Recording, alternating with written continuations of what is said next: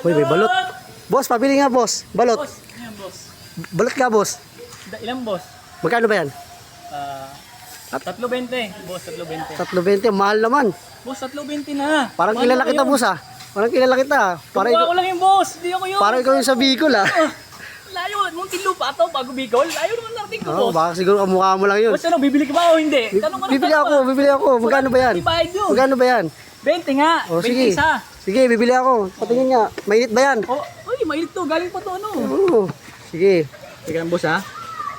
Yung pinakamainit, ha. Kasi yung mainit na sabaw, eh. Ano yan, boss? Ano yan? Alam balot.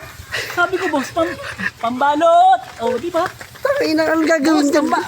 Pambalot. Yala ko ba yan? Boss, di ba magpapasko ngayon? December. Hindi naman yala ko yan, eh. Tapos nakabalot pa dito sa ano? Pambalot Kupal ka nga. pa, boss. Pambalot. Di ba yung ganun sabi ko? Ang layo naman yan, boss. Pambalot. Balot yung sinisigaw mo, eh.